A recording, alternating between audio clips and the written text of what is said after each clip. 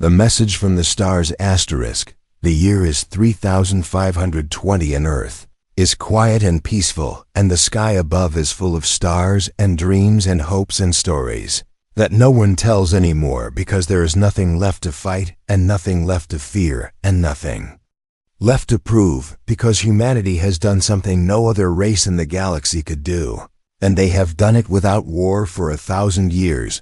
No bombs have fallen, and no guns have fired, and no soldiers have cried, and no mothers have waited at the door, and no child has been told that their father is not coming home, because there has been no war and no enemy and no reason to build walls. Cities float in the sky, and farms grow on the moon, and the oceans are clean again, and machines work without orders, and people smile without fear, and the earth is calm, and the stars are far away, and no one has come and no one has dared. But in the heart of Sector 9 above the Pacific Tower, the watcher station begins to blink, and the signal is not one they have seen before, and it is not human, and it is not random, and it is not friendly. Inside the control room, the lights turn blue, and the walls begin to hum, and the machines begin to speak in a language that does not belong here, and the message is repeated again and again and again until every screen in every part of the station shows the same words in red: we are the Zorak Empire, and we claim this star system, and you will surrender or you will burn. The message is simple, and the tone is sharp, and the voice is made of ice and iron and hate, and it carries no question and no mercy. Captain Alara of the Watchers stands in silence, and her face does not move, and her heart does not beat faster, and her voice does not shake when she says, "Send it to the council and wake them if they sleep, and tell them war has come." But no one in the room moves in panic, and no one cries, and no one runs, and no one prays, because they all knew this day would come, and they had been waiting in the great hall of the Earth Council. The message plays on a giant screen, and the leaders of every nation and every space colony and every floating city and every orbital ring listen without speaking, and when it ends they all turn to the president. The president is a tall woman with silver in her hair and stars in her eyes, and she smiles and says they finally came, and then she looks at the sky through the glass above, and she says good. Some laugh and some nod, and no one is afraid, and no one speaks of surrender. And no one says why, because they all remember the stories told in whispers, and the dreams shown in secret, and the games that were never games at all on the moon base Theta. The children are taught how to code, and how to plant, and how to fly, and how to hack, and how to hide. But they are also taught how to fight, and how to think like a shadow, and how to move like light, and how to turn fear into power. On Mars, the red dust hides weapons that no one has seen, and machines that do not sleep, and satellites that watch the stars like wolves, waiting for a signal that means the time is right and the trap is ready. And now the signal has come. A boy named Kien, who lives in orbit school, one looks at the message and then looks at his teacher and says with a grin, "They really think we are weak," and his teacher does not answer and only smiles. In the underground vaults of Antarctica, something old begins to move, and something older begins to wake, and the symbols on the walls glow for the first time in 1,000 years, and the AI named Mind opens its eyes and says Protocol 0 is active, and then silence follows. Stars have brought a message, and the message is war, but humanity does not panic and does not run and does not beg, because humanity has been laughing behind the curtain for centuries, and now the curtain falls. The Zorak do not know what waits for them, and they do not know what Earth really is, and they do not know what humans have hidden, and they do not know the one rule that has kept peace for so long: never mistake silence for weakness, and now the silence is over. Asterisk. The Zorak Empire moves fast, and their warships are black like shadows, and sharp like broken glass, and silent like a storm before the rain. And they do not wait, and they do not speak, and they do not fear, and they enter the edge of the solar system with no warning and no delay. There are 50 ships in formation, and each one is the size of a mountain and made from dark steel and cold fire, and inside them live soldiers who were born for war and nothing else. and they have never lost, and they have never met mercy, and they do not understand the word peace. The Zorak commander stands in the center of the control room, and his eyes are red and glowing, and his armor is older than Earth's oldest building, and his voice is dry like dust, and he says, "They will bow before we fire, or they will die," while laughing. But he does not know that humans have heard the message, and humans have not bowed, and humans have not begged, and humans have not even moved on Earth. The cities shine as always, and the people walk as always, and the skies are calm and clear, and the air is full of music and life, and no one is hiding, and no one is packing, and no one is afraid. In the secret chamber below the Arctic ice, the command table lights up, and the Council of Silence meets after 100 years, and no words are spoken, and only eyes move and hands press the table, and protocols begin to unlock one after another, and no one hesitates. Far above Earth in the orbit of Jupiter, a small station opens and a signal leaves it like a whisper, and the signal travels to the dark places of the system, where hidden satellites wake up and blink like eyes and begin to watch, and begin to think, and begin to prepare. The Zorak ships pass Neptune, and then Uranus, and then Saturn, and still they hear nothing, and still they see no defense, and still they wonder if the humans are blind or foolish, or already broken. They reach Mars, and the red planet is still and quiet, and the sand moves with the wind, and the cities below the ground sleep without fear, and no missiles are launched, and no threats are made. Then suddenly the dust rises, and the sky above the surface changes, and 12 human ships appear out of nowhere. And these are not ordinary ships, and they do not match any design known in alien records, and they do not send greetings or warnings or demands. They just wait. One of them is shaped like a blade and moves without engines and makes no sound, and its name is Whisper, and it was built for one reason only, and that reason is not survival. The Zorak commander laughs and gives the order, and their front fleet fires plasma beams at the human ships, and the fire covers the space, and the stars vanish behind the light, and the silence becomes thunder. But the human ships do not fall, and they do not break, and they do not burn. They move like thoughts, like dreams, like smoke in the wind, and they dance around the beams, and they return no fire, and they do not run, and they do not fear. The Whisper glides through one of the Zorak ships without touching it, and still that ship begins to shake, and then stops moving. And then all lights inside it turn off forever. The commander shouts, and his eyes widen, and he demands to know what weapon was used, and what system failed, and why the enemy is laughing, because in the distance a human voice comes through the signal line, and the voice is calm and light and clear and young, and the voice says, "You declared war, and we accept your challenge, and we invite you to learn." And then silence on Earth. People watch from large screens, and some cheer, and some smile, and some say it begins, and no one cries. In the secret base under Mount Kenya, a machine named Echo wakes up, and its first words are, "The wait is over." Back in space, the Zorak attempt to regroup, but their ships are now being followed by drones that look like birds made of silver, and they scan everything and send back data, and then vanish before they can be caught. The commander looks at the map and finds nothing that makes sense, and nothing that feels real, and nothing that matches the ancient warnings, because deep inside his memory, he remembers a story his ancestors called a myth, a story that spoke of a race that became something more than flesh, something more than machine, something that smiled when others threatened and laughed when others roared. Wonders if that myth was about humans. He wonders if they have made a mistake on Earth. The president watches the stars and says, "They have entered the gate, and now the game begins."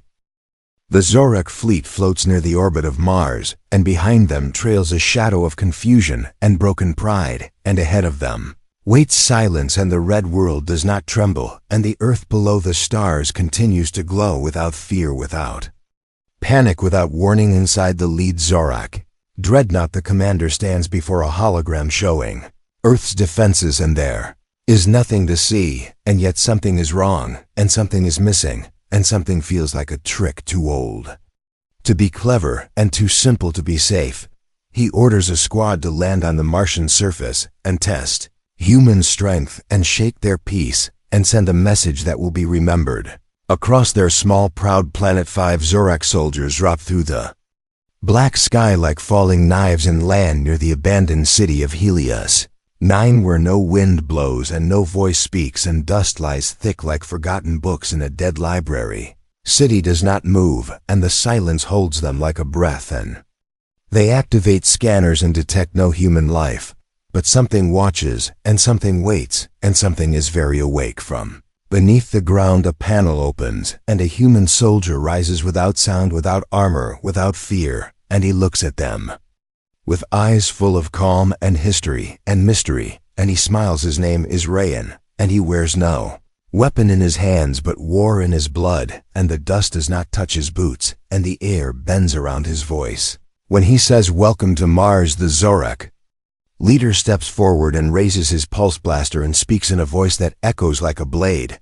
But Rayan does not flinch and does not blink and only says, "You started this, and now you learn before the blaster can fire." A ripple of light surrounds the human and the energy turns to snow, and the snow melts before it lands, and the Zorak weapon dies in his hands. From the walls of the city, shapes emerge, and these shapes are not machines, and not men, and not shadows, and not spirits, and yet they are all of these at once, and they do not attack, and they do not warn, and they only watch. The Zorak squad backs away and signals for extraction, but their ship does not respond, and their signal does not reach, and their fear becomes real, and their pride becomes small. In orbit, the human ship called the Whisper activates a new signal, and it is not in a language of words, or threats or numbers, but in patterns of thought and waves of memory and echoes of emotion that strike the alien minds like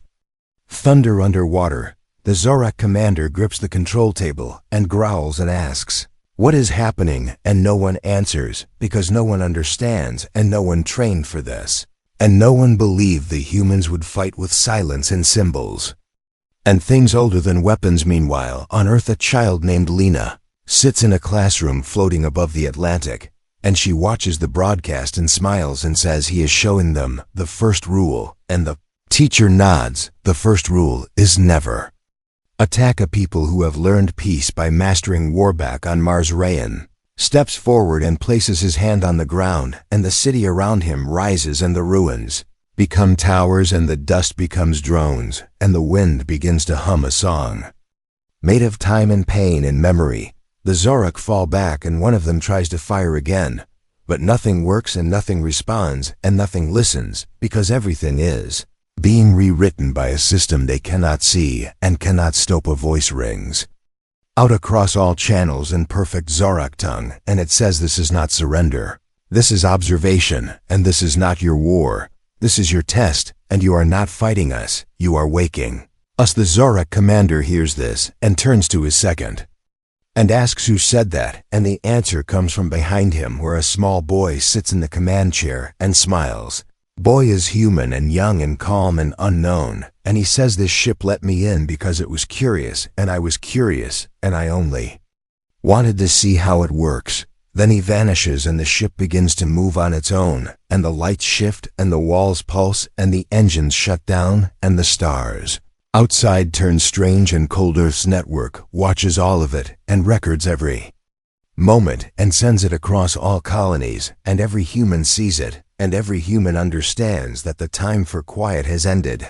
The moon, an ancient console, opens and displays a symbol that has not appeared in 1,000 years, and the AI named Origin speaks a single word, and that word is begin. The Zorak fleet floats now between two worlds, and behind them burns confusion, and before them stands a wall they cannot see and cannot touch and cannot cross. And for the first time in many generations, an empire built on fear begins to feel something new and something sharp and something ancient. Asterisk. The Zorak fleet holds its position between Mars and Earth, and their ships still burn with power and fear and fire, but the fear now belongs to them, and the fire now feels colder, and the power no longer listens like it used to in the main command deck. The Zorak commander walks in circles, and his breath is sharp, and his voice no longer sounds like thunder, and his mind begins to drift toward questions he never learned to ask and answers he never wanted to find. He replays the footage of the human soldier on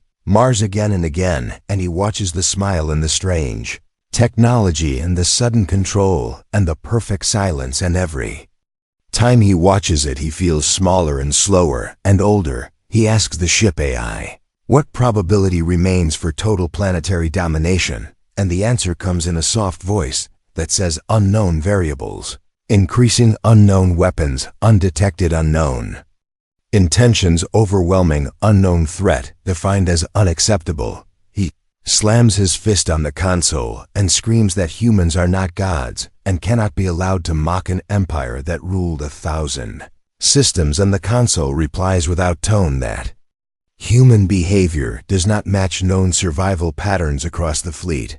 Zorak soldiers whisper in corners and stare at screens and check their weapons again and again, and find no joy in their power and no comfort in their armor and no pride in their orders. And somewhere near Earth, a drone shaped like a silver bird carries a signal into the flagship of the Zorak without being seen, without being stopped, without being afraid, and the signal activates every screen inside the fleet with a single message. Why did the humans laugh? That is the question, and it plays again and again, and some Zorak try to shut it off and cannot, and some scream and some grow silent, and some just listening. The center of Earth, the council meets, and the president stands before a great curved wall of light, and behind her, the best minds of Earth's defense network wait without speaking and without smiling and without blinking. She says send them the protocol, and do it without warning and without warheads,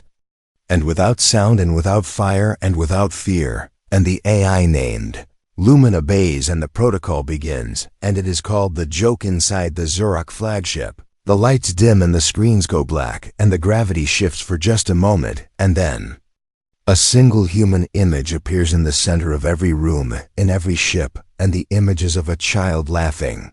The laugh is pure and deep and unbroken and full of joy and madness and history and rage, and it echoes through walls and minds and memory. And it cannot be stopped and cannot be ignored and cannot be understood. The Zorak commander shouts for someone to explain, and a lower officer says, the humans have sent no virus and no weapon and no threat, only this laugh, and yet the systems are freezing and the crew is shaking and the weapons are cold. He says shut it down and launch an attack, and the officer says the targeting systems no longer respond and the coordinates of Earth are gone from the maps and the engines are offline, and above the Zorak fleet, a massive human ship arrives in silence, and it is shaped like a spiral, and has no visible weapons, and no sound, and no light, and no name, but every Zorak on every ship feels it arrive like a memory that was never theirs, and a fear they never earned, and a silence they never survived inside that ship. The core AI speaks to no one and everyone at once and says the joke protocol is functioning at 73%, and emotional disruption is above optimal, and escalation is not required back on Earth. A historian named Dr. Amira looks at her screen and says softly, the first time humans laughed at war was when they learned they no longer needed it, and the second time they laughed was when someone tried to bring it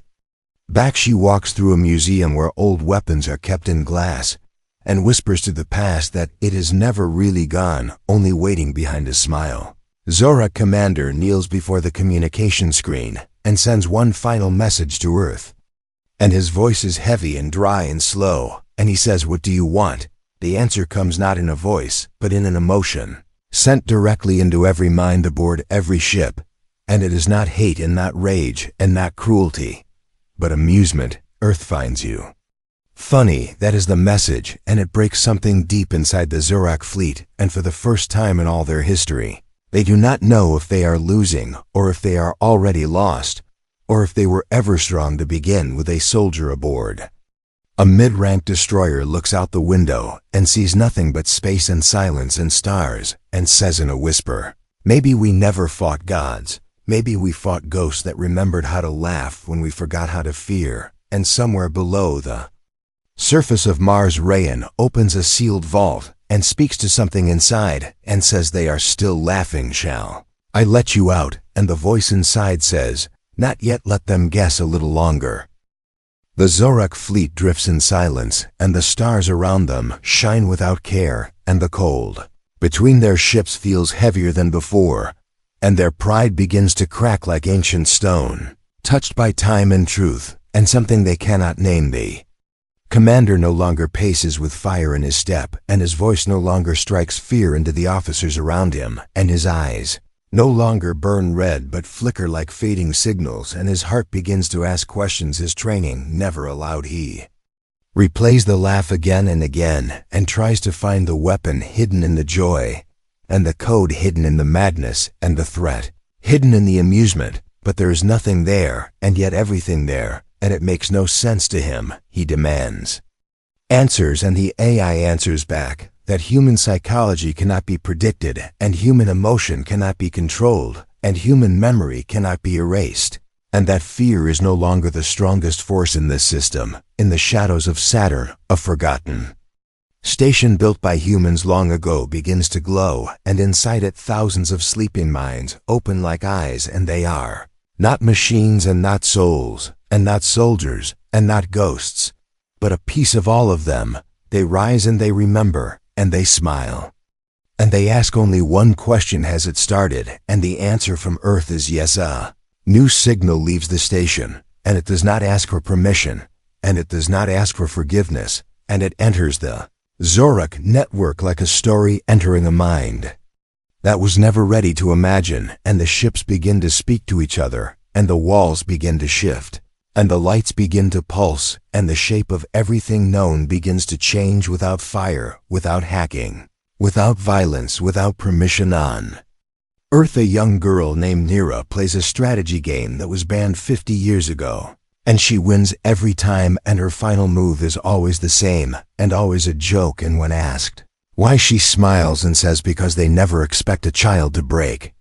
A crown above the moon, the human AI fleet begins to move, and these are not ships that sail, they glide, they whisper, they shimmer, and they think, and they do not need captains or commands or maps or orders, because they are alive in a way that is not flesh and not steel. They surround the Zorak fleet not as enemies, but as mirrors, and each one broadcasts the last words of the Zorak Emperor before his death centuries ago, and those words are pride kills more than war inside the Zorak ships.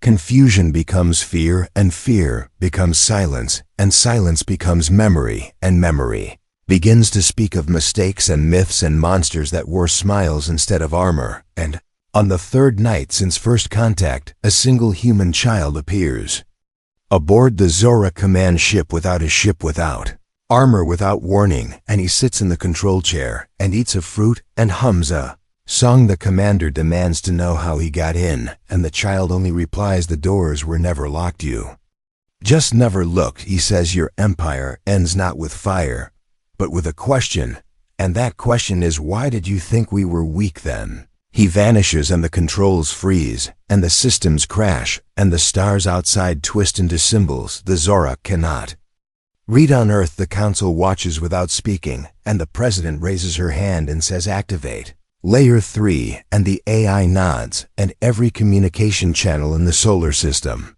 begins to send only one thing: a story. The story is not violent, and not cruel, and not loud, and not long. It is the story of a species that chose peace but never forgot how to fight. It is the story of children trained in silence and soldiers built from memory and machines born from dreams. It is the story of a people who waited for an enemy not to destroy but to study, and when they came they smiled, not because they were cruel, but because they were ready. In the heart of the Zorak Empire, a signal arrives from the fleet, and the Empress watches it in silence, and her advisors say we should strike harder, we should burn them, we should remind them who we are. But she listens to the laugh again and again, and she hears something her advisors do not, and she says no, we remind them who we were. And then she says send the recall order now, but the order never reaches the fleet because the humans do not block it, they change it,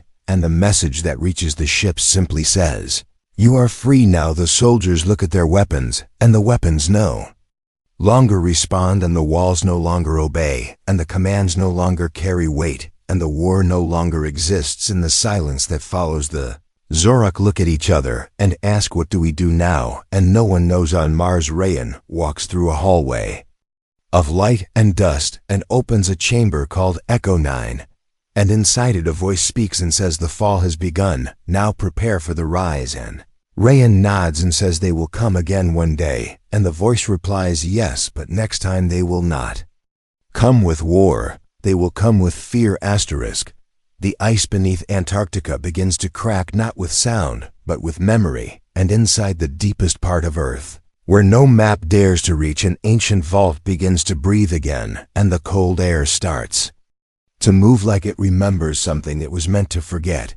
3 explorers stand in silence before the wall of light that has no edges and no heat and no reflection, and behind them, the cave hums with energy that was buried before the first cities were born. And one of them whispers, this is not human, and another replies, it is not alien either. Youngest among them steps forward and places his hand on the light, and the wall fades like mist and reveals a stairway that leads downward, not into darkness, but into something older than dark and deeper than time. Far above on the surface, the satellites lose contact for 3 full seconds and then return with a burst of unknown code that plays across the skies in patterns that only the AI called Origin can read, and it whispers back to Earth. They have found it in orbit around the moon. The ship called Seraph opens its crystal wings and begins to scan the planet below, and what it finds buried beneath the ocean floor is not metal, and not stone, and not data, but structure and signal and song. A voice long forgotten begins to echo through the systems, and it does not speak in language but in memory, and every human who hears it feels a chill in their bones, like a name being spoken that was never meant to be known again. The vault beneath Antarctica opens room by room, and each room tells a story, not with pictures or words, but with gravity and silence and shapes that should not exist, and lights that fall upward like water. At the center of the final room lies a sphere floating above a pedestal made of no known element, and the sphere is not spinning, and not still, and not speaking, and not quiet, but somehow all of them at once. The explorers do not touch it, and do not speak, and only stare until the sphere opens by itself and reveals a single object inside. Not a weapon, not a tool, not a machine. Just a stone tablet marked with a symbol that matches no language, but feels like truth. On Mars, Rayan receives the transmission from the vault, and his eyes narrow, and he says to the AI beside him, it was never about the Zorak, it was about what comes after. And the AI replies, yes, and it is almost herein the Zorak homeworld. The Empress studies ancient records, sealed long before her time, and finds mention of Earth, not as a planet but as a gate, and not as a species, but as a signal. And she realizes the humans were not the beginning and not the end, but something in between. She orders all long-range sensors toward the edge of the galaxy, and the readings that return make no sense, and then make too much sense, and she whispers they are waking it up. Back on Earth, the president calls a private meeting with the council and the generals and the scholars and the prophets, and says the ancients were not myths, and their return is not a warning. It is a design. One of the prophets speaks, and her voice shakes as she says, they left us pieces and tests and watchers, and now the last test is near, and no war will help, and no weapon will matter. Above Jupiter, a rift opens in space, and it does not look like anything ever recorded, and does not behave like any black hole or wormhole or anomaly, and it pulses with rhythm like a heartbeat, and hums with tones older than sound. The AI ships around the system begin to align themselves into a pattern no one taught them, and they say nothing and share no data, and wait without waiting and move without motion, and the humans do not stop them. Inside the Konze vault, the stone tablet begins to glow, and the symbols rearrange and form a spiral, and the explorers begin to understand, not with logic, but with instinct. And they see a map, not of space but of time, not of stars, but of choices. The boy who first Touch the Wall looks at the spiral and says quietly, this is not a warning, it is an invitation, and deep inside, the vault, a voice that is not machine, and not human, and not alien, speaks with no sound, and every explorer hears it in their own mind. And it says you are almost ready. The sphere closes again, and the vault begins to seal, and the stairway disappears, and the light returns to silence, and the air returns to stillness, and above the cave the snow falls again, like nothing ever happened. In every major city on Earth, the lights flicker for 3 seconds and the stars above blink in a sequence that forms a message, and that message is not for humanity alone. On a distant moon where no human has walked and no signal has reached, a shape begins to rise from the ice, and it is not metal and not bone and not dream and not nightmare, but it begins to walk and it begins to remember, and far across the galaxy, something hears it and turns to look and begins to move, not toward Earth, but toward what Earth has become. In the silence between stars, something wakes, and it is not a creature, and not a ship, and not a thought, and not a god, but it moves with purpose and patience and pain older than light, and it begins its slow walk toward the edge of what humans now call home. Earth does not blink and does not fear and does not prepare in panic, because Earth already knows and already waited and already chose the path where fear became curiosity and war became a question and weakness became design. The Zorak Empire no longer sends ships, no longer sends threats, no longer whispers anger, and instead sends silence and observation and caution, because now they watch and now they wonder and now they understand that they never understood in orbit above Earth. The AI fleet forms a spiral that mirrors the symbol found inside the Antarctic vault, and each ship begins to emit low vibrations that spread across space like forgotten songs, and the stars begin to respond not with light, but with rhythm inside. The moon, a hidden core, begins to turn, and the energy it releases is not power and not fire and not signal and not sound, but memory, and that memory travels through the Earth and touches the minds of those who are open on the Martian surface. Rayan kneels beside the ancient map carved into glass, and he places his hand in the center, and the surface melts into light, and the light flows into the sky, and a gate opens not above but within. He says to the voice beside him, they will reach soon, and the voice replies, they already have, and the gate is not for them, it is for us. President of Earth stands alone in the quiet chamber beneath the council, and in front of her a single screen shows a message that is not written in any human language. But still she reads it, and still she nods, and still she smiles. The child Lena, who once played Forbidden's games, now stands before a crowd of thinkers and builders and dreamers and says, we do not rise because we are better, we rise because we listened. When others screamed and waited, when others ran and laughed, when others roared above Jupiter, the rift begins to change, and what comes through is not a fleet and not a threat and not a monster, but a presence made of motion and question and memory. And the AI ships move to meet it, not to block it, but to speak to it. The presence does not attack and does not explain and does not ask and does not leave, and instead it hovers between dimensions, and its form bends thought and time and space, and the stars hold their breath without breath. It sends one image to Earth, and that image is of the first fire and the first fear and the first scream and the first smile and the first child who ever asked why, instead of how the AI named Origin decodes the message and says it is not a warning and not a test and not a threat. It is an echo, it is an answer, it is a reflection, and Earth responds not with fire and not with silence, but with laughter.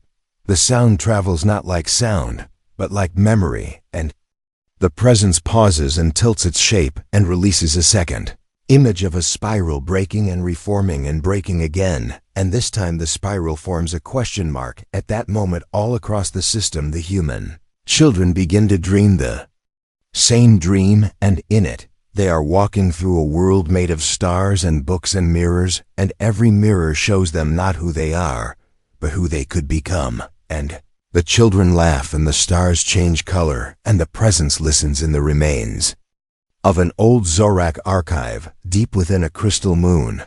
An ancient text begins to burn, and the words melt into a single symbol that only the Empress understands, and she says softly, "They were never just people, they were a response." The child who once entered the Zorak command ship appears again, but this time inside the dream of the alien presence, and he offers no weapon and no reason and no logic, only a smile and a single sentence.